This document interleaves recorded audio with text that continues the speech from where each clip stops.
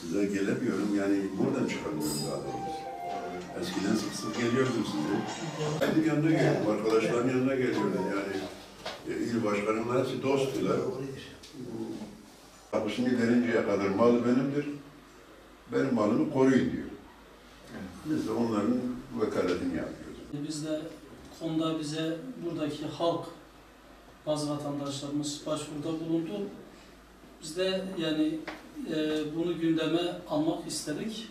Genel anlamda sizden de dinlemek isteriz yani sizin bu konuda yani gündeme getirmemizi istediğiniz sorunlar, TOKİ'nin genel şu andaki Yenişehir Emekli TOKİ'nin genelde halkın bir an önce yapılmasını istediği az çok bellidir yani daha önce de basında yer bulmuştu. Fakat şimdi yapılmadığı için insanlar tekrar bunun gündeme getirilmesini istiyorlar. Vatandaşlarımız yani bir partiye gelip bu manada sözcüleri olmamızı istediler. İnşallah biz de bunu gündeme getireceğiz. İnşallah. Sizin de o manada yani söylemek istediğiniz yani gündeme getirmemizde fayda mülahaza edeceğiniz konular.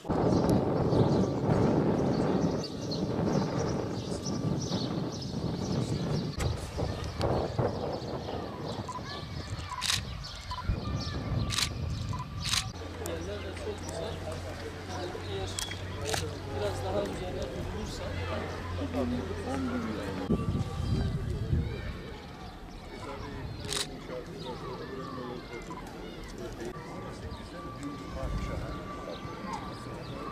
o zaman Vali Bey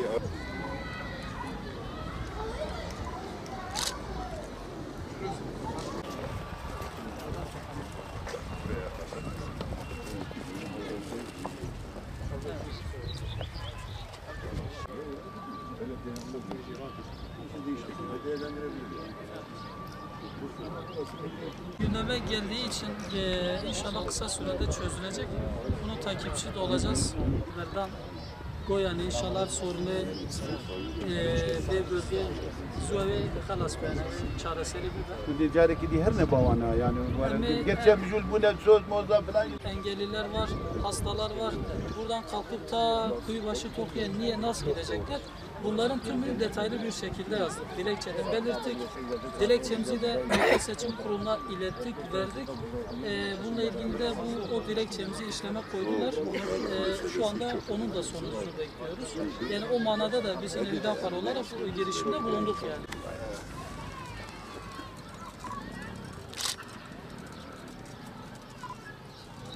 Hüdapar Batman İl Teşkilatı olarak Yenişehir TOKİ'nin sorunlarıyla ilgilenme adına bir heyetle beraber burayı ziyaret ettik.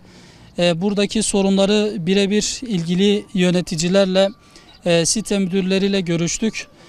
Uzun süredir buranın birçok sorunu var. Yapılması, çözülmesi gereken birçok sorunun olduğunu ifade ettiler.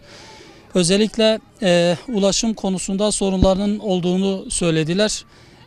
Ve aynı zamanda burada yeşillik alanın eksik olduğunu, parkların olmadığını, büyük bir parka ihtiyaç duyulduğunu ifade ettiler. Sosyal alanların olmadığını söylediler. Aynı zamanda burada pazar yeri yok, sağlık ocağı yok ve dahi birçok sorun da var. Aynı zamanda taziye evlerinin olmadığını da söylediler. Tabii tüm bu sorunlarla ilgili bizler de görüşmeler gerçekleştirdik. Yetkili ve ilgili kişilerle, kurumlarla, kurum başkanlarıyla, amirleriyle görüşmeler yaptık. Ve bu sorunların çözülmesi için Hüdapar olarak bunu gündeme getireceğimizi ve bunun takipçisi olacağımızı ifade ettik. Doğrusu uzun süredir biz buranın sorunlarıyla ilgili atılması gereken adımların olması gerektiğini ifade ediyoruz. Zira daha önce de Emekli TOKİ'nin sorunları gündeme gelmişti. Lakin maalesef ki şu ana kadar sorunlar çözülmüş değil. Dolayısıyla da biz bu işin bundan sonra da takipçisi olacağız. Burada emekli insanlarımızın hayatlarını daha rahat bir şekilde daha huzurlu bir biçimde sürdürebilmeleri için bizler de Hüdapar olarak bu konuların çözülmesi adına bunları gündeme getirmeye devam edeceğiz ki burada gerçekten güzel bir ortam oluşturulmuş.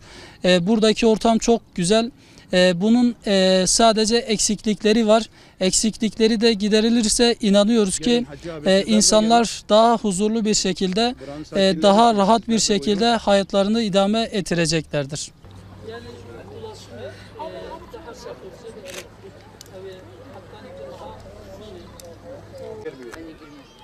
Bizler kendi yavrularımızdan, kendi kardeşlerimizden daima hürmet, saygı bekliyoruz.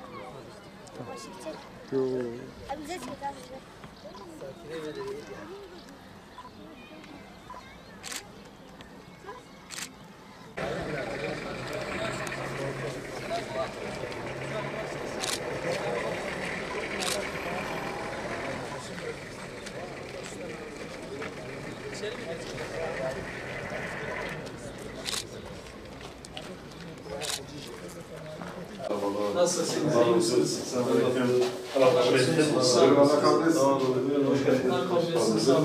Bizle birlikte ziyaret gerçekleştirdik.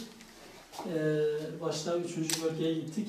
Orada görüştük. Ondan sonra birkaç sorunlu yere gittik, gezdik, gördük.